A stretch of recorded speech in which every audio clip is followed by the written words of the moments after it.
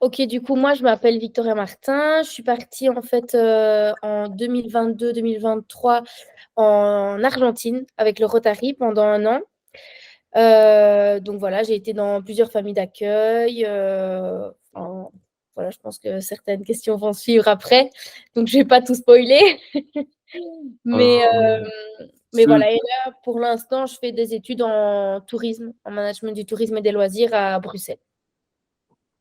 ok. Et pourquoi tu as décidé de commencer à voyager du coup? Est-ce que c'est le voyage qui t'a donné envie d'entreprendre ce genre d'études-là? Oui, totalement, totalement. Parce qu'en fait, donc moi, j'ai toujours aimé voyager, ça c'est sûr. Enfin, depuis petite, j'ai vraiment toujours aimé voyager. Et donc, du coup, j'ai appris que le Rotary existait. Donc, c'est pour ça que je suis partie un an en tant qu'étudiante d'échange. Et en fait, grâce à cette année, je me disais, mais en fait, moi, j'aime beaucoup les langues. Donc, je me dis, mais j'aimerais bien travailler dans les langues, mais en même temps, j'aime pas trop l'école, entre guillemets. Donc, étudier vraiment les langues, c'est pas fort mon truc, mais j'aurais bien aimé un métier, en fait, qui me permette de voyager. Donc, du coup, je me suis dit que le tourisme pouvait être pas mal. Et effectivement, là, au fur et à mesure de l'année, franchement, il y a plein de portes qui sont ouvertes, donc c'est vraiment pas mal, quoi. Et tu peux nous parler un peu du Rotary? Qu'est-ce que c'est un peu plus en Alors, détail? le Rotary, en fait, c'est un service club. Donc, le Rotary, il fait pas que les échanges étudiants. Oui, voilà, il aide les personnes pauvres dans certains pays, enlever, entre guillemets, la polio, tout des trucs comme ça, en fait. C'est vraiment un service club. Donc, le Rotary, il faut savoir que c'est pas un service comme le web ou EF. Donc, le web ou EF, on les paye eux, en fait. Le Rotary, c'est pas du tout ça. Le Rotary, on ne paye pas pour partir un an. On donne juste, allez, 800, 850 euros pour les papiers. Alors que le web et EF, on les paye eux, donc c'est entre allez, 15 000 et 25 000, voire plus, quoi. Donc le Rotary, ce qui est bien, c'est que c'est vraiment, entre guillemets, gratuit. Bon, après, ben, il y a tous les frais comme le billet d'avion qu'on doit payer, le passeport, le visa, ben, tous les frais, en fait, qu'on fait pendant l'année. Donc, les sorties, etc., c'est à nous à payer. Et par contre, on reçoit aussi des sous chaque mois du Rotary, en fonction, évidemment, du pays. Par exemple, en Belgique, je sais qu'ils recevaient 85 euros, je pense, par mois. Et moi, en Argentine, je recevais du coup 60 euros, ce qui est beaucoup pour le pays, quoi, parce que genre, la monnaie est compliquée. C'est compliqué. Ouais, ouais, je vois. Et tu disais que t'es parti dans une famille d'accueil, donc c'était déjà prévu déjà en partant, avant de partir, ton départ. C'est ça. En fait, donc, avec le Rotary, on est très encadré, hein. Donc, il faut savoir qu'on est dans des clubs ici en Belgique. Il y a le club Rotary où il y a plein de clubs. Et ensuite, au-dessus du club, il y a le district. Donc, le district, par exemple, en Belgique, ça reprend. Mon district, c'est le 2160. Il reprend allez, Namur. Quand on descend vers le Luxembourg et la partie de Liège. Donc, mon district reprend tout ça. Ensuite, il y a un district, le 2150, qui reprend l'autre partie de la Wallonie. Et puis, c'est pareil en Flandre. Et donc, du coup, il y a des districts dans chaque pays. Donc, ça veut dire que moi, en Argentine, j'ai été dans un district et j'ai été dans un club aussi. Donc, le Rotary enfin, nous trouve, mais c'est pas vraiment le Rotary qui trouve parce qu'en fait, c'est encore un peu plus compliqué. C'est quand nous, on part, on reçoit un étudiant chez nous. Donc, ça veut dire qu'on doit trouver 3 familles pour l'étudiant parce qu'avec le Rotary, contrairement au web, etc., on va dans 3 familles, 3 familles d'accueil pendant l'année.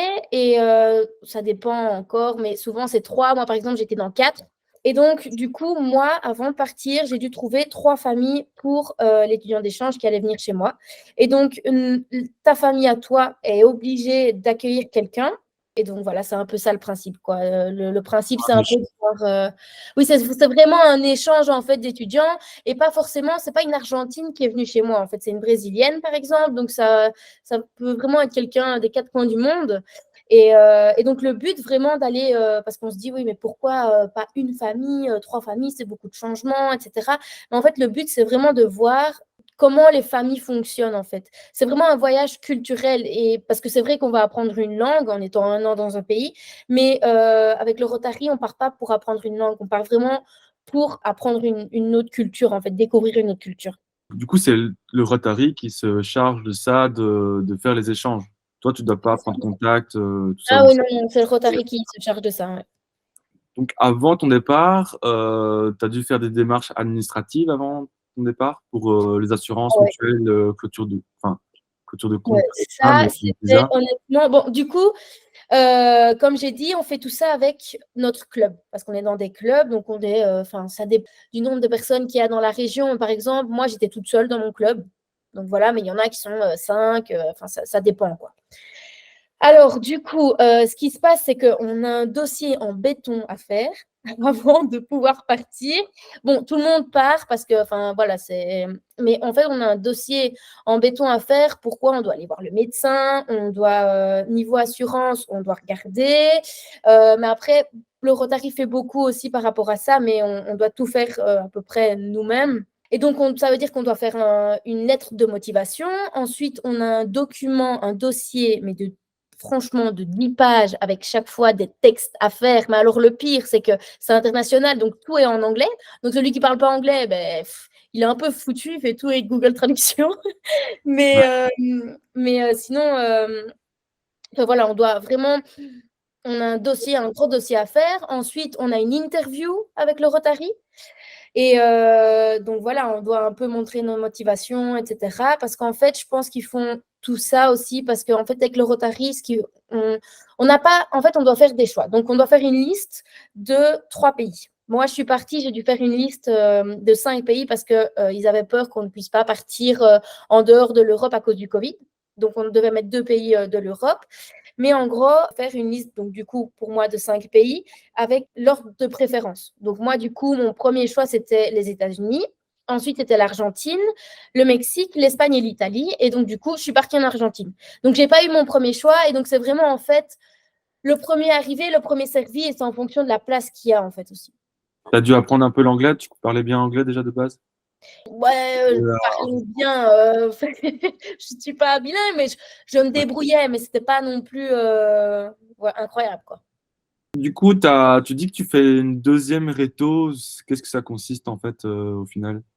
Ben, en fait, ce qui se passe, c'est que là-bas, en Argentine, on va à l'école.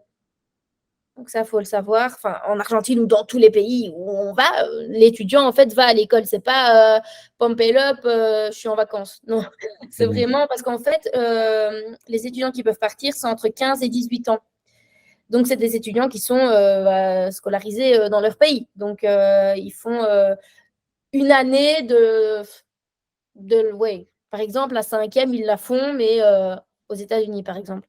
Et moi, comme j'ai pas voulu faire, par exemple, ma cinquième aux États-Unis ou en Argentine, parce qu'en fait, si on fait ça, on est obligé de réussir l'année. On est obligé de réussir son année pour pouvoir passer. Et moi, j'avais pas envie d'avoir cette pression-là à me dire, ah non, il faut que je bosse, il faut que je réussisse. J'avais vraiment envie d'un peu, enfin, découvrir et plus être stressée avec tout ça. Donc, j'ai fait une seconde réto. Et donc, j'ai été en réto là-bas, dans une classe de réto. Et voilà, donc c'est vraiment pour dire qu'on doit aller à l'école. Ça, c'est une règle du Rotary. Et voilà, mais après, moi, ça s'est encore passé différemment parce que j'ai pu. Donc, j'ai été à l'école. Ça, oui, c'est une règle, mais en fait, je m'ennuyais tellement à l'école. Parce que c'est vrai qu'en Argentine, c'est pas aussi le même système. Enfin, bref. J'ai pu tester l'université aussi. Et donc, j'ai pu un peu faire les deux. Donc, c'était vraiment pas mal, quoi. Mais ça, c'est un cas un peu à part, quoi. Parce que normalement, la règle du Rotary, c'est on va à l'école. T'es en secondaire et t'es pas encore. Ah oui, non, c'est pas à l'université, euh, c'est en secondaire, ouais. du coup, qu'est-ce que tu as emporté comme affaire? Ah, ça, c'est assez compliqué. Et bon, un conseil pour les jeunes qui veulent partir, ne prenez pas beaucoup d'habits, prenez pas beaucoup d'affaires, prenez pas. Parce que moi, j'ai dû acheter une valise là-bas. J'ai dû acheter une valise en plus pour revenir. Non, vraiment, il ne faut pas prendre beaucoup d'habits, etc., parce que vous allez en acheter là-bas. Enfin, voilà, il faut vraiment penser au retour, en fait. Se dire, ben, là-bas, je vais acheter plein de trucs. Moi, par exemple, je suis revenue avec une valise de cadeaux, quoi. Donc, vraiment, il faut faire en sorte de. Je sais que c'est compliqué de ne pas tout prendre parce que moi, j'avais vraiment envie de tout prendre chez moi. Mais non, franchement, il faut laisser plein de trucs et essayer de partir avec le moins possible, quoi. Est-ce que tu as travaillé là-bas un petit peu? Non, c'est interdit de travailler avec le Rotary. OK, tu peux pas. Vraiment, on doit aller à l'école. En fait, on est vraiment, considérés comme, des mineurs, en fait. Parce que la plupart sont des mineurs, parce que c'est maximum 18 ans, donc on peut pas travailler, en fait. Donc tu es financé soit par le Rotary, soit par tes parents ou soit par tes moyens, Oui, c'est ça. En fait, moi, ce que j'ai fait, donc déjà, on reçoit les sous du Rotary chaque mois. Ensuite, c'est les sous de mes parents qui m'ont beaucoup aidée et aussi mes sous à moi. Mais alors moi, ce que j'ai fait, en fait, parce qu'il faut savoir qu'avec le Rotary, on peut faire plusieurs voyages pendant l'année, mais qui ne sont pas obligatoires parce qu'ils sont payants. Et donc, moi, j'ai eu l'occasion de faire 2 voyages. Alors, ces 2 voyages, chacun, ils coûtaient, bon, enfin, moi, ils ont coûté 1 500 chacun. Donc, du coup, je savais que les voyages, c'était assez cher. Donc, ce que j'ai fait en Belgique avant, c'est que j'ai vendu du vin, en fait. Donc, j'ai vendu du vin autour de moi. Comme ça, j'avais les sous pour pouvoir voyager là-bas, quoi. donc par rapport à tes logements, donc tu dis que tu as été dans une famille d'accueil et puis tu as été dans 2 ou 3 autres familles d'accueil, c'est ça? Oui, c'est ça. Ça t'a permis de un peu voyager dans le pays? Non, parce qu'en fait, les familles d'accueil sont au même endroit parce que du coup, on doit aller à la même école. On ne peut pas changer d'école pendant l'année. Ça m'a vraiment pas permis de voyager, mais justement, en fait, les voyages Rotary qui sont pas obligatoires, ceux-là permettent vraiment de voyager. Donc, moi, j'ai fait, le nord de l'Argentine et le sud. Évidemment, dans les différentes familles, moi, j'ai ma famille d'accueil qui m'a emmenée au Brésil, par exemple, pendant les vacances. Donc, ça dépend vraiment de dans la famille, dans laquelle on tombe. Je sais que mes parents, moi ici avec la brésilienne qui était chez moi, ils ont été au ski, ils ont été à Paris, enfin voilà, ils ont fait plein de trucs. Donc ça dépend vraiment, de la culture et enfin des moyens financiers et cetera, quoi. Ouais. Donc ça va, tu es tombé dans une bonne famille alors? Oui, au début, c'était un peu compliqué, hein. Donc du coup, j'ai eu 4 familles, en fait, au début. Je suis arrivée dans une famille où les parents étaient séparés, mais moi, je l'ai su le jour de mon arrivée, en fait. Ils ne me l'avaient pas dit avant et donc du coup, je devais changer toutes les semaines de maison et c'était un peu compliqué pour moi, quoi, parce que sachant qu'en Belgique, moi, mes parents, ils sont mariés et cetera, donc enfin, c'était un peu compliqué pour moi et pour mon adaptation là-bas aussi, c'était pas facile. Donc j'ai dû un peu ramer avec mon conseiller, et cetera, pour qu'il me change de famille. Enfin, c'était tout un petit bordel. Mais j'ai réussi, à changer de famille. Donc, j'ai été dans une famille «d'urgence» entre guillemets pendant 3 semaines et ensuite, j'ai été dans mes 2 autres familles d'accueil et j'ai eu de la chance parce qu'en fait, mon autre famille d'accueil, c'était la famille de ma copine d'école. Donc, ça, c'était vraiment bien. Quand tu arrives dans une famille d'accueil, par exemple, il y a un enfant, un élève de la même école que toi, enfin, Pas il y a... forcément. Pardon? Pas forcément en fait, ça dépend vraiment. Je peux arriver dans une famille d'accueil où il y a juste 2 parents et pas d'enfants. Je peux arriver dans une famille d'accueil où c'est des tout petits enfants. Je peux arriver dans une famille d'accueil où la fille a mon âge, va à la même école. Vraiment, ça dépend. C'est juste une famille qui veut bien, t'accueillir et te loger et te nourrir et voilà quoi. Donc c'est la composition de la famille n'a pas d'importance. Mais comment ça se fait que tu devais changer du coup si les parents étaient séparés, donc ça veut dire qu'il y avait un enfant et toi tu devais changer Et de... ça, en fait, oui, c'était un cas spécial. Donc, en fait, ma première famille, parce que c'est toujours la première famille qui envoie son enfant, du coup, en échange. Mhm, Et dans cette famille-là, même le Rotary ne le savait pas, ils étaient séparés, en fait, les parents. mhm. Et donc, du coup, ça, c'est vraiment un cas, enfin, ça n'arrive presque jamais. Et donc, du coup, moi, je devais changer de maison parce que c'est eux qui l'ont décidé. C'est la première famille qui l'a décidé que j'allais une semaine chez la mère, une semaine chez le père et je changeais avec les enfants, en fait. Mais enfin, moi, ça ne m'arrangeait pas. Et donc, c'est vraiment, en fait, en fonction de chaque famille. C'est un peu chaque famille qui décide. Et enfin, voilà quoi. Et tu as dû faire des vaccins avant de partir, c'est ça? Ouais, en fait, moi, ce qui s'est passé, c'est que je suis partie au Sénégal, en 2019 avant, donc les vaccins, je les avais déjà faits. Mais oui, il faut passer chez le médecin, il faut faire plein de vaccins, il faut faire un gros check-up et cetera. Donc ouais, il y a des vaccins à faire. Mais en fait, tout dépend du pays aussi. Si on part en Europe, il y a pas de vaccin à faire. C'est Mhm. c'est vraiment tout dépend d'où on part. Mais par contre, le check-up, du médecin, ça, je pense qu'il a à faire partout parce qu'on sort quand même de son pays donc Donc voilà. Tu as plutôt intérêt de regarder avant de partir quand même. Oui, c'est ça. Quand tu es arrivé sur place pour les frontières et tout ça, pour ton passeport, comment ça s'est passé? Moi, une petite anecdote, entre guillemets. Ce qui s'est passé, c'est qu'en fait, au moment de faire mon visa en Belgique, la femme s'est trompée. Elle a mis que je partais le 1er août. Sauf que moi, je devais partir le 1er septembre, en fait, plus tard. Et donc, là, c'était pas possible. J'avais 2 semaines pour partir. Donc, la dame m'a dit, c'est pas grave, je vous refais la page de votre passeport pour le visa. Enfin, bref. Et donc, je me dis, super, je pars.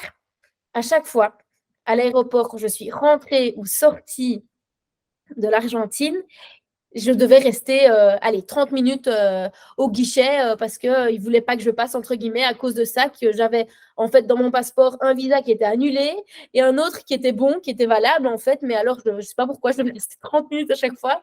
Alors le truc, c'est que quand je suis arrivée en Argentine, moi j'étais super stressée parce que j'étais là, il n'y avait plus personne autour, tout le monde était passé, j'étais toute seule et en fait, heureusement, je me suis retrouvée avec d'autres étudiants d'échange qui allaient aussi en Argentine et il y avait une Française qui parlait déjà un peu espagnol, parce que moi, je ne parlais pas du tout espagnol, mais vraiment pas du tout, quoi.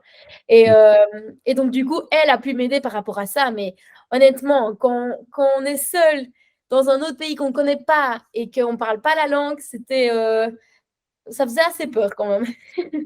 Ouais, je comprends, surtout. Mais vu que tu suivais des cours dans une école, donc c'était des cours en espagnol, Oui.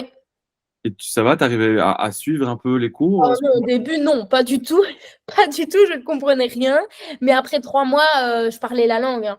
Donc, du coup, après 3 mois, franchement, ça allait. Et en fait, le truc, c'est que, donc, comme au début, je ne comprenais rien, ben, c'était assez compliqué, même pour parler avec mes copines de l'école. Je me débrouillais avec mon anglais, mais c'était un peu compliqué. Et après, honnêtement, à l'école, ce que je faisais, c'est je coloriais. Je m'étais acheté des livres de coloriage, donc Et voilà. t'avais des examens, du coup?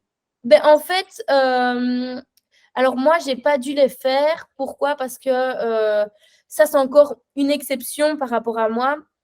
Parce qu'en gros, j'avais aussi des cours d'espagnol en plus que moi j'ai pris. Et donc, du coup, le Rotary a accepté que j'aille au cours d'espagnol parce que j'habitais assez loin de l'école à ce moment-là, en fait. Et donc, je devais venir, en fait, je devais faire 1 heure de bus pour aller à l'école, repartir chez moi, et puis en fait, refaire 1 heure de bus pour revenir dans le centre donc, et repartir. Donc, ça aurait fait 4 heures de bus pour rien au final, quoi. Parce que les examens, moi, je ne devais pas les rendre ici en Belgique. Enfin, pour moi, je n'avais Ouais. pas besoin, quoi. Donc, du coup, tu as privilégié les cours de langue en espagnol, alors c'est ça, si je comprends Oui, bien. c'est ça. En fait, oui et non, parce qu'en fait, en dehors de l'école, moi, j'ai pris dans une école de langue, du coup, une école privée, des cours de langue. Des cours d'espagnol, du coup. Ok, ok, ok. On peut revenir vers. Donc, tu parlais du passeport et tout ça, donc tu avais eu un petit souci. Mhm. Est-ce que tu t'es bien senti accueilli quand tu es arrivé là-bas? Totalement. Franchement, les Argentins sont super accueillants. Honnêtement, c'est vraiment, on arrive, on ouvre les bras, on fait un câlin, on fait un bisou. Même, honnêtement, la culture là-bas, c'est, on arrive dans un shopping, j'ai envie de dire, oui, voilà, un shopping. Et la vendeuse nous dit, ben, hola mi amor. Donc ça veut dire bonjour mon amour. Alors que je ne la connais ni d'Adam ni d'Ève, hein, je ne l'ai jamais vue, hein. Et c'est vraiment comme ça. Et donc c'est super en fait chaleureux. Et enfin c'est vraiment bien, quoi. C'est une autre culture, quoi. Et tu t'es senti comme ça dans tout. Oui, bah, Peu non, importe parce où tu qu'en fait, allais, dans n'importe quel contexte, tu t'es pas senti en sécurité ou plutôt bien accueilli dans. oui, c'est ça le problème. En fait, ce qui se passe, c'est que l'Argentine aussi, c'est un pays pauvre. Et donc, du coup, en Argentine, il y a des villas. Donc c'est des endroits où les personnes pauvres habitent, entre guillemets. Et en fait, dans ces quartiers-là, c'est pas sécure du tout. C'est très. Faut pas y aller, en fait. Rien que marcher pendant la journée, faut pas y aller. Mais alors, la nuit, on oublie. On oublie, en fait. Donc, en fait, c'est un peu compliqué. Donc, au fur et à mesure, on savait où on ne pouvait pas aller. Mais alors, de l'autre côté aussi, des fois, c'est les gens qui sont les plus pauvres qui veulent tout donner. Par exemple, moi, ma dernière mère d'accueil, elle n'avait pas forcément des moyens énormes. Mais alors, ce qui se passe, c'est qu'elle a tellement le cœur sur la main et ils sont à peu près tous comme ça. Il y avait des personnes qui étaient pauvres, qui venaient toquer à sa porte et lui dire, mais est-ce que tu peux me donner un truc à manger? J'ai faim. Et ma mère d'accueil me donnait mais plein de trucs, alors que elle, des fois, n'arrivait pas forcément à finir les fins de mois. Donc, c'est vraiment, ils ont le cœur sur la main. Et voilà, après, il y a de l'insécurité aussi, parce que du coup, c'est un pays pauvre. Mais j'ai envie de dire, même à Bruxelles, ici, il y a de l'insécurité. Donc, ça dépend, quoi. On Ok. sait où on ne doit pas aller et voilà. Et toi, quand tu te baladais dans la ville, par exemple, tu étais accompagné par quelqu'un ou tu savais où tu devais pas aller ou... Ouais, ben, en fait, ça se voit, hein, déjà. Quand on arrive dans un bâtiment, dans un quartier, pardon, où les bâtiments sont un peu pas en très bon état, on se le dit déjà, on part d'ici, quoi. Mais sinon, moi, j'allais dans la rue toute seule. Je devais aller en bus au centre. J'y allais toute seule. Il n'y a pas de problème. Il faut juste savoir à qui faire confiance. Par exemple, le téléphone là-bas, on ne sort pas dans la rue, hein. Ça, c'est pas possible. En fait, vraiment, on le cache, mais alors même pas dans le sac, on doit le cacher dans le pantalon, en fait. Mhm. Donc, c'est vraiment. Enfin, voilà, il faut un peu faire l'entre-deux et savoir au final. Voilà, par exemple, le bus, on ne prend pas la nuit, par exemple, on prend les taxis. Mais on ne prend pas forcément le taxi toute seule la nuit. Mais alors, la journée, on peut le prendre. C'est vraiment, faut vraiment voir, quoi. C'est en fonction de d'où on est et de sur place, quoi. Le prix de la vie pour un peu tout, la nourriture, sortir, les loisirs. Mais là-bas, pour nous, c'est pas cher du tout. Parce que du coup, nous, on a des euros. Donc, pour nous, c'est vraiment pas cher du tout. Mais pour eux, c'est très dur. Honnêtement, c'est assez dur. En fait, ce qui se passe, c'est que eux, ils ont un pesos normal, l'original, et un pesos blue. Et en fait, ce qui se passe, c'est que pour ceux qui connaissent, les étrangers, ils achètent, entre guillemets, le pesos blue. Pourquoi? Parce que c'est moins cher. Donc, par exemple, quand je suis arrivée, le pesos normal, il était à 140. 1 euro égale 140 pesos. Et le pesos blue, 1 euro, 280 pesos. Et donc là, en fait, moi, quand je suis repartie, en fait, le pesos blue était 1 euro égale 800 pesos. Donc, ça montre bien le fait que l'économie, elle décline à fond et que c'est un peu compliqué, quoi. 1000 pesos pour nous, ça revenait aller à quelques euros, quoi. Tandis que pour eux, 1000 pesos, mais c'était incroyable, quoi. C'était vraiment. Ok, et pour donc sortir, restaurant, les sorties, tout ça, donc problème d'argent, pas vraiment. Pas pour nous, non. Pour les étrangers, il n'y a pas de problème d'argent pour ça. Tout était pas cher. Mais alors, ce qui est bien, entre guillemets, aussi, c'est que en fait, on veut vraiment vivre comme eux. Donc, du coup, on voit, par exemple, un burger qui est à 3000 pesos. On se dit, mais hors de question, moi, je ne mange pas un burger à 3000 pesos. Alors que, je sais pas, moi, allez, c'est 5 euros. C'est peut-être pas vrai, mais c'est un truc que je dis comme ça, par exemple. Mais alors pour eux, 3000 pesos, mais c'est vraiment hors de question. Donc on a vraiment envie de vivre comme eux, en fait. Mhm. Donc Ouais, parce voilà. que tu veux pas te faire arnaquer, entre guillemets. Tu te dis que si moi je paye ce prix-là, c'est Parce ça, qu'en ouais. plus, une petite blonde en Argentine, ils sont pas tous blonds là-bas. Du coup, on voit en fait les étrangers, quoi. Et puis, même avec l'accent, même si j'ai un bon accent espagnol, enfin, ils voient en fait un étranger ou pas. Parce qu'en plus, à Cordoba, où j'étais, l'accent là-bas, c'est un accent du tonnerre, hein. C'est vraiment, allez, c'est entre guillemets le gros accent de Liège chez nous, quoi. Ok, ça va. Je voulais te poser une autre question. Ah oui, là, par rapport à la culture locale, qu'est-ce qui t'a choqué? Qu'est-ce qui t'a intéressé par rapport à cette culture-là? Ce qui m'a choquée, je ne sais pas trop, mais ce qui m'a beaucoup intéressée, c'est que par rapport à la danse, en fait. Donc là-bas, il faut savoir que les filles, twerk, etc., enfin, danse normalement, quoi. Mais alors ici, les personnes, on voit des filles qui twerk en boîte, mais c'est, oh mon Dieu, franchement, c'est, allez, excusez-moi pour le mot, mais c'est une salope. Enfin voilà, alors que là-bas, c'est le contraire, quoi. D'ailleurs, mes copines me l'ont dit quand je suis arrivée. Oui, là-bas en Europe, on dit que on est des salopes, etc. Donc voilà, je dis, ben, la réalité est que oui, en fait. Et donc j'adore en fait là-bas l'esprit enfin, un esprit ouvert comme ça, en fait. C'est pas parce qu'une fille danse qu'elle c'est une salope, quoi. C'est pas du tout ça. Et puis alors, faut savoir aussi que les filles là-bas, quand elles sortent en boîte, elles sont à moitié nues. Vraiment, elles sont vraiment à moitié nues. Elles sortent limite en bikini, en mini-short, enfin voilà. Et donc là-bas, pour eux, en fait, c'est normal. Alors ici, on voit ça, mais on se dit, mais non, elle est complètement tarée, c'est pas possible. C'est pour ça que vraiment là-bas, je me suis dit, enfin, je trouve ça vraiment incroyable de voir cette ouverture d'esprit, en fait, qui est vraiment différente dans Europe, en fait. Et tu parlais aussi de tout à l'heure, tu disais qu'ils avaient un côté très chaleureux, très ouvert, mis à part le côté très libéré, on va dire, des corps. Mais il y a ce côté Oui, chaleureux.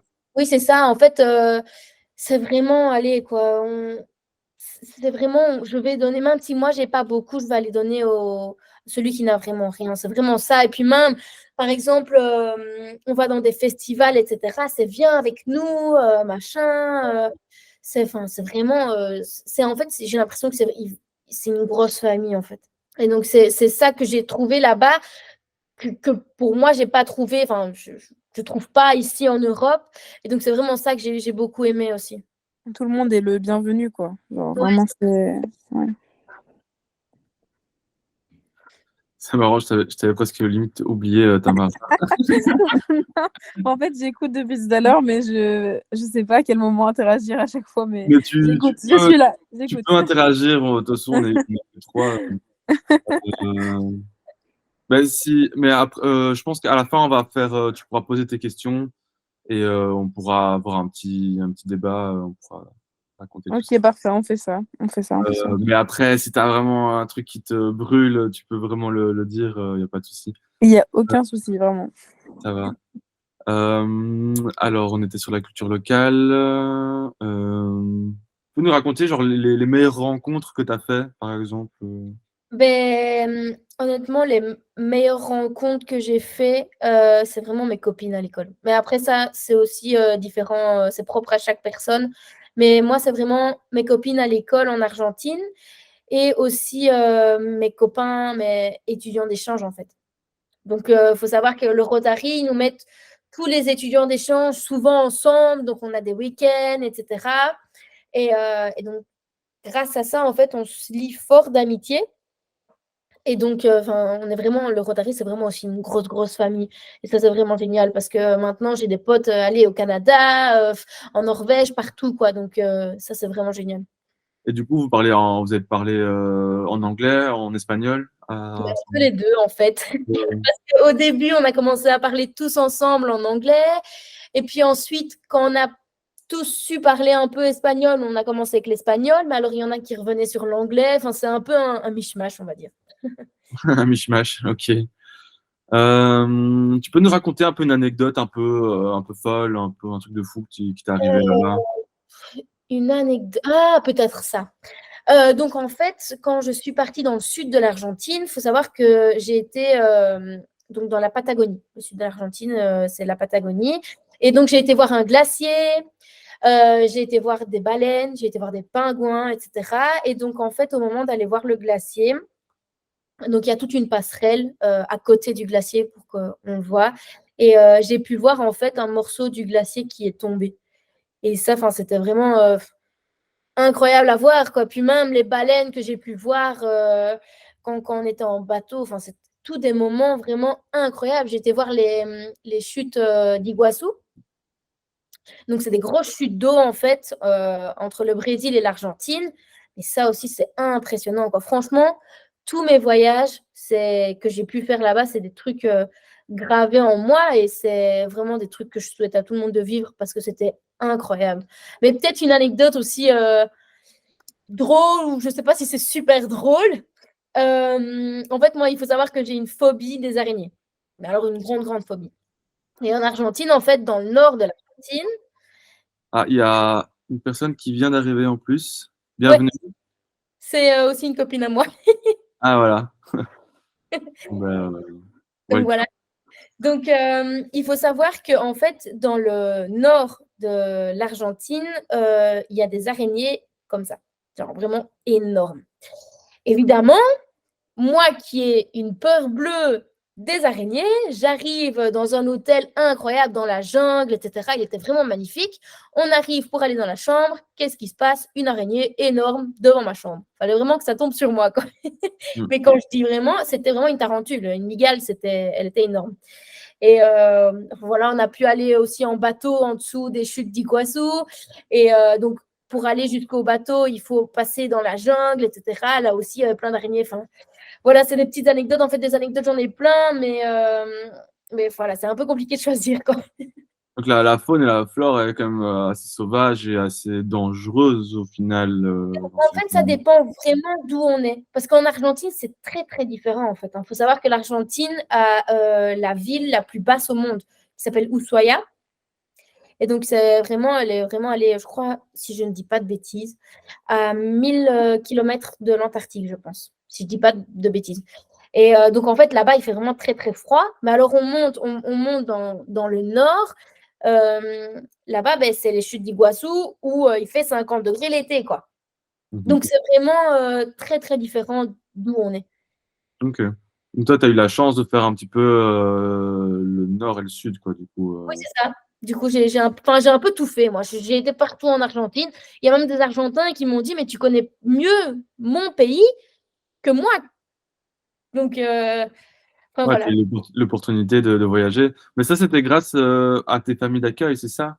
Non, Ou c'était les deux toi? voyages-là, dans le nord et dans le sud, c'est grâce au Rotary, en fait. Ah, c'est le Rotary, ok. C'est le Rotary qui organise ça, mais c'était des voyages payants, quoi. Ok. Donc du coup, tu étais dans un groupe avec d'autres personnes Oui, du Rotary. oui, c'est ça. En fait, on part tous les étudiants d'échange ensemble, en fait. Ok. Les étudiants d'échange du district. Ok. Et mais ça veut dire que tu as rencontré énormément de gens, alors. Ah oui, oui, oui, on était les étudiants d'échange, on était allés 50, je pense, une cinquantaine, un truc comme ça. Mais je sais qu'en Belgique, nous, on était allés 75 à partir, quoi. Mhm. En fait, ça dépend le nombre de gens qui partent. Par exemple, nous, on est 75 à partir en Belgique. Ben, il y a 75 étudiants d'échange qui vont venir en Belgique. Donc, c'est pour ça aussi que ça dépend en fonction des places, quoi. On va un peu revenir à aujourd'hui. Donc aujourd'hui, qu'est-ce que tu fais dans la vie? Tu peux un peu nous expliquer alors? Mais du coup, aujourd'hui, ben, j'étudie, en fait, je fais des études en management du tourisme et des loisirs, ici à Bruxelles. Et donc voilà, je suis en bac. Et donc, c'est pour quelle finalité? Qu'est-ce que tu aimerais faire à partir de ça, une fois que tu auras fini tes Alors, études? en fait, avec le tourisme, il y a énormément de portes. Donc moi, en fait, j'aimerais bien potentiellement travailler dans l'événementiel. Parce que j'aimerais que j'adore organiser des événements, etc. Mais plus j'avance aussi dans mes études, je me dis que agent de voyage, j'aimerais peut-être potentiellement bien aussi. Donc, je ne sais pas encore vers quoi me diriger, mais voilà, en fait, le but vraiment de mes études de tourisme, pour moi, c'est un métier qui me permettra de voyager, en fait. Tu aimerais voyager dans quel genre de pays, du coup? Pardon? Honnêtement, partout, partout. J'aimerais voyager, faire le tour du monde.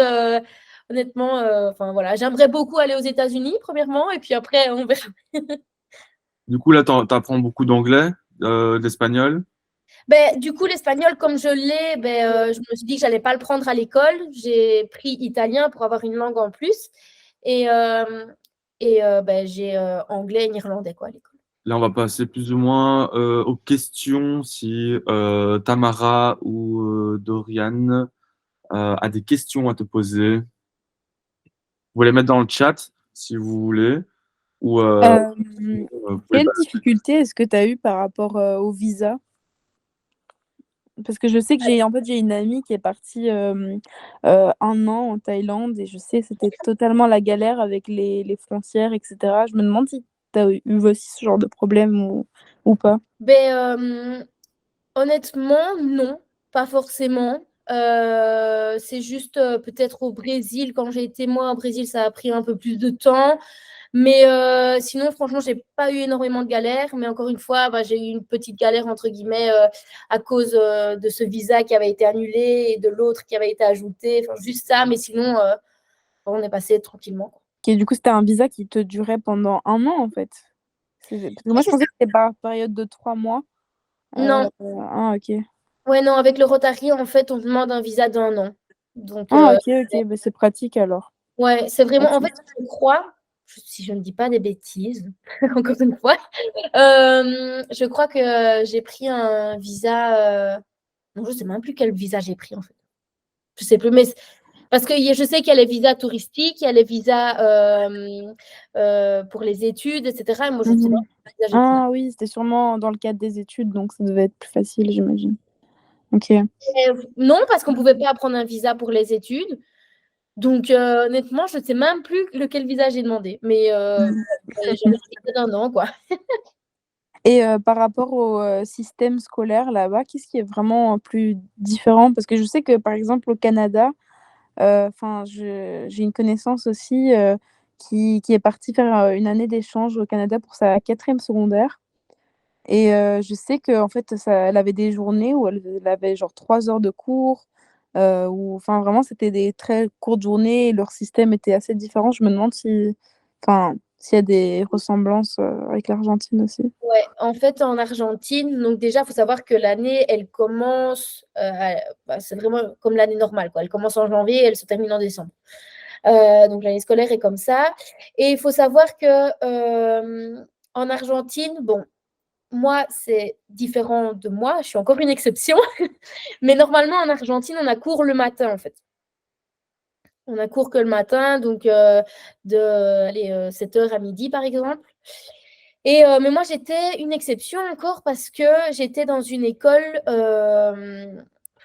comment dire, une école publique universitaire, en fait. Donc, il faut savoir qu'il y a les écoles privées en Argentine, les écoles publiques, et il y a 2 écoles publiques universitaires. Dans ma ville, il y avait ça.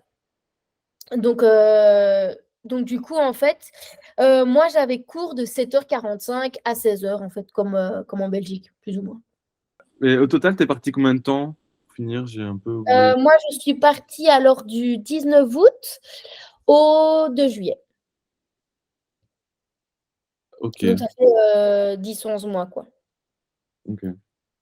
Mais on ne peut pas partir plus d'1 an. Ça, c'est pas possible parce que du coup, en fonction du visa, en fait, le visa est limité, quoi. Mais du coup, tu avais les vacances scolaires, donc du coup, tu avais du temps pour toi et pour Oui, c'est voyager. ça, parce qu'en plus, dans mon école, c'était vraiment. Bon, comme mon école était spéciale, entre guillemets, moi, j'ai vraiment eu 4 mois et demi de congé. Donc, la moitié de mon échange en congé, en fait, au final. Est-ce que vous avez entendu parler des PVT? Des PVT, non. C'est vacances, permis de travail. Vous connaissez pas les PVT? Vacances, permis de travail. Non. Bah, je sais pas. Ça, c'est plus enfin, c'est soit après vos études ou même pendant vos études. Le PVT, c'est un truc sur 5 pays où tu peux aller au Canada, en Australie, en Nouvelle-Zélande. Il y en a encore 2 autres que j'ai un peu oublié. Mais ça te permet de voyager et de travailler sur place. Et donc, c'est un visa permis de travail, quoi. Ça, vous avez jamais entendu parler de ça?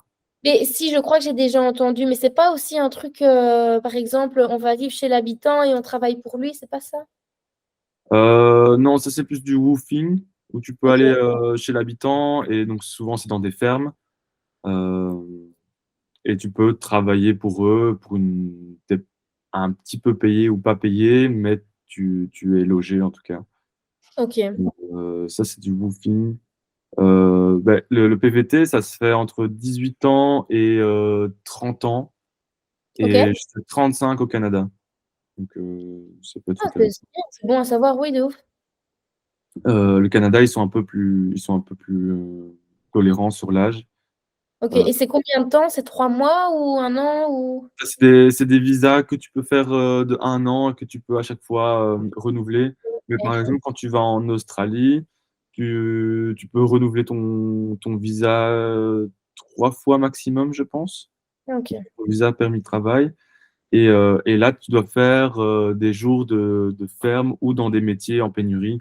Donc, ça veut dire que si, pour avoir ton PVT et qu'il soit validé, pouvoir le renouveler, il me semble, tu dois au moins faire 2 ou 3 mois de ferme.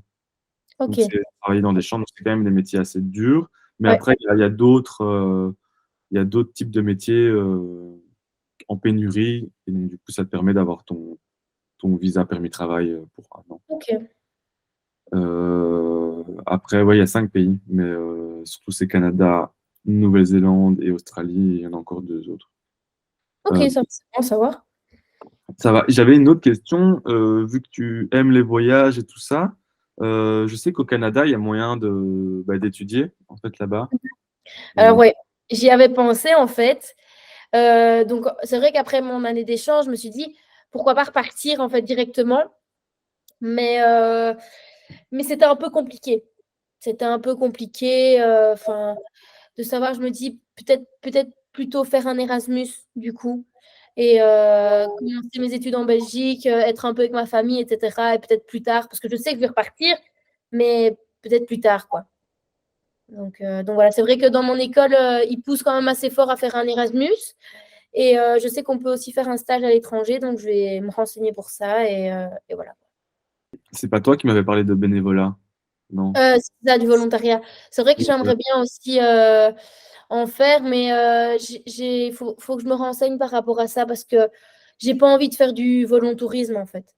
J'ai vraiment envie de faire du vrai volontariat, donc il faut que je me renseigne par rapport à ça. Il faut que je vois si j'ai «le temps» entre guillemets parce que enfin, bon voilà, il faut que je me renseigne, quoi. Est-ce que quelqu'un a encore une question?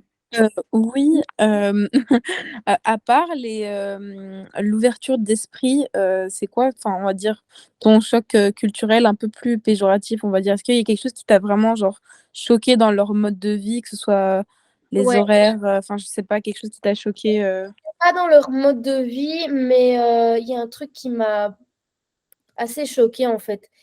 Mais pour eux, du coup, ça les choquait qu'il y avait pas ça en Belgique. En fait, là-bas, il faut savoir qu'il y a des quartiers fermés. Donc ça veut dire que c'est un quartier normal, sauf que tout autour, il y a des barrières et des gardes, en fait. Et donc tu peux pas rentrer comme tu veux, rentrer et sortir comme tu veux. Tu dois demander une autorisation et cetera et donc quand on voit ça avec des maisons super belles à l'intérieur et en face, on voit une villa, donc des maisons, vraiment des maisons insalubres au final. C'est ça fait enfin, ça fait bizarre, en fait. Ça fait vraiment, il y a pas de classe moyenne comme ici, en fait. C'est vraiment la classe aisée et les pauvres, quoi. Donc c'est vraiment enfin, c'est dur à voir quand même. Mais par contre, ouais. eux, par exemple, ça les choquait quand je leur ai dit que moi, j'avais jamais vu ça, leur quartier fermé, j'avais jamais vu ça. Eux, ça les choquait qu'il y avait pas ça en Belgique, en fait. Ils étaient vraiment choqués, quoi. Mais il y a une raison pourquoi ils sont fermés? Ou, Oui, en fait, pour pas qu'il y ait de vol, pour pas que Mmh. oui, pour qu'il y ait moins d'insécurité, en fait. Quand on vit dans un quartier fermé, ben, on peut se trimballer avec son téléphone, les enfants peuvent aller dehors tout seuls, enfin, il y a pas de problème, quoi. On risque pas de se faire agresser, en fait. Mmh. OK, Parce que je vois. moi, j'ai une copine, du coup étudiante d'échange, qui elle, pas très maligne, elle est sortie de chez elle alors qu'elle vivait dans un mauvais quartier en fait avec sa famille d'accueil. Sa famille d'accueil lui dit: «Ne sors pas de chez toi». C'est une grande blonde, cheveux courts, donc on voit que c'est une étrangère, quoi. Elle sort de chez elle avec son petit sac et bah, du coup, beh, il y a 2 personnes, en mobylette qui l'ont pointée avec un fusil et qui lui ont dit: «Bah, tu me donnes ton sac et ton téléphone». Donc du coup, c'est vraiment, ça qui était nous, ça nous a tous choqués, on avait tous super peur. Mais oui, c'est hyper choquant quand même, Et oui, oui, ouais. totalement et bon, elle, là, c'était un peu elle l'avait entre guillemets «un peu cherché» parce qu'elle savait que c'était pas un quartier super sympa et sans l'accord de ses parents d'accueil, elle est partie quand même. Donc enfin voilà, mais bon, c'est des choses pas très chouettes qui se passent, quoi. Mmh. Je Aussi un vois. autre truc, par exemple, je parle beaucoup, mais aussi un autre truc qui m'a un peu, choquée et quand je suis revenue en Belgique, je me suis dit: «Il y a plus ça». En fait, quand, on arrive à un carrefour, avec un feu rouge, quoi. Il y a des personnes qui viennent laver la vitre, en fait, le carreau de la voiture. Et tu peux leur dire non, tu leur fais non, parce que en fait, tu es obligé de leur donner de l'argent après. Et tu leur fais non, et les gens le font quand même, en fait. Donc, c'est ça, moi, j'avais assez peur à chaque fois. J'étais vraiment en stress. À chaque fois que je m'arrêtais à un carrefour avec ma mère d'accueil, je dis, mais j'espère qu'il ne va rien se passer, parce que des fois, vraiment, on leur dit non, ne lave pas, j'ai pas d'argent sur moi, ils le font quand même. Alors des fois, il y en a qui disent ah ben oui, c'est pas grave, je te le fais quand même. Mais il y en a qui disent mais si tu me donnes de l'argent, mais moi j'ai pas d'argent, je fais quoi? Donc du coup, tu es obligé de cavaler avec ton auto et enfin, moi c'est des trucs qui me faisaient un peu peur, quoi. Est-ce que tu peux montrer les photos et tu nous fais un petit. Ouais? Attends, je vais essayer de. Là, tu peux un peu nous expliquer? Ok, oui. Alors cette photo-là, qui fait franchement penser à une carte postale, c'est en fait à Ushuaia. Donc, c'est une photo que j'ai prise parce que je trouvais ce paysage incroyable. Donc, c'est juste une photo comme ça, Ushuaia. C'est là où tu as vu des baleines, Non, tu disais? Voilà? j'ai Non? vu des baleines plus haut. Mais Ushuaia, en fait, c'est la ville qui se trouve à 1000 km de l'Antarctique. Alors, celle-là, c'était où ça? Mais je crois que c'est aussi à Ushuaia, en fait. En fait, on a fait une petite randonnée avec un guide dans la forêt. Oui, dans la forêt. Et je trouvais que c'était super beau aussi. Donc, c'est encore une petite photo de Ushuaia. Mais alors, l'autre photo, c'était vraiment de la ville. Et là, c'est plus en dehors de la ville ou dans un parc national, en fait. C'est une belle photo, en tout cas. Ouais, hein. Bravo. Merci. Attends, est-ce que je risque de m'en mêler un petit peu? Voilà, il y a celle-là. Vous la voyez? Alors, ouais, c'est là, bah, du coup, c'est moi avec les chutes d'Iguassou, en fait. Donc, les chutes d'Iguassou, c'est l'une des 7 merveilles du monde naturel, je pense, si je ne dis pas de bêtises. Et donc voilà, bah, là, elles sont loin, on dirait qu'elles sont minuscules, mais en vrai, c'est très, très impressionnant, en fait. Et donc, il y a du côté du Brésil et du côté de l'Argentine, et j'ai été des deux côtés. Et en fait, je suis même passée en dessous en bateau. Ça a Ouais, ça a l'air impressionnant. ouais, c'est vraiment impressionnant. Alors qu'on est en dessous, enfin, c'était incroyable, vraiment. T'as fait du surf apparemment, non? Oui, bah ça, en fait, j'ai fait du surf, mais au Brésil, quand je suis partie avec ma famille d'accueil. Et on trouvait que c'était vraiment pas cher, en fait. Donc, ce qu'il faut savoir, c'est que, anecdote de dingue, entre guillemets, coïncidence de dingue, j'avais une copine étudiante d'échange qui était aussi en Argentine dans mon district, une copine belge étudiante d'échange, qui est partie aussi avec sa famille d'accueil à aller 5 km dans la ville à côté de la mienne au Brésil, en fait, en même temps. Donc, du coup, on s'est vus pendant une journée et on a décidé de faire du surf ensemble. Et enfin, c'était incroyable, quoi. Revenir en me disant, oh, mais moi, c'est bon, j'ai fait du Brésil. J'ai fait du surf au Brésil. Tu Enfin, peux répéter en rentrant, quoi. Oui, totalement. Bah, je vous en montre une dernière. Vous la voyez? Ah, ouais. Ben, Attends. ça, c'était un petit pingouin, en fait, qu'on a vu à Punta Tumbo, à Chubut. Et en fait, c'est aussi c'est pas un parc national, mais c'est un endroit où il y a plein, plein, plein de pingouins. Et on a en fait un circuit où on peut aller les voir. Et enfin, c'est aussi incroyable parce que c'est pas un zoo. C'est vraiment les pingouins qui vivent dans leur, je crois qu'on dit habitat naturel. Enfin, voilà. Et, et les voir, ils étaient vraiment à côté de nous, quoi. C'était incroyable, quoi. C'était, franchement, oui, c'est des expériences incroyables. Je suis vraiment contente d'avoir fait, d'être partie déjà en échange et d'avoir fait ces 2 voyages en plus avec le Rotary. C'était inoubliable. Ça a l'air sympa en tout cas. Si vous n'avez pas d'autres questions, on va pouvoir clôturer le webinaire. Je ne sais pas si on n'a pas entendu. Il y a Tamara et l'autre personne, je ne sais pas comment elle s'appelle. Oriane. Est-ce que si tu as des questions, c'est le moment, c'est l'instant. Ou sinon, Non, moi, j'avais pas spécialement de questions. Moi, je venais surtout pour écouter le témoignage de Victoria, que je trouvais très intéressant. Et oui, enfin, si j'avais des questions, mais Tamara a parlé pour moi, en fait. Donc, ok. voilà. Bah, merci en tout cas à tout le monde d'être venu et de participer. Ça va, Merci merci à tout le monde en tout cas. À bientôt. Un grand Merci. merci, au revoir. Au revoir. À bientôt.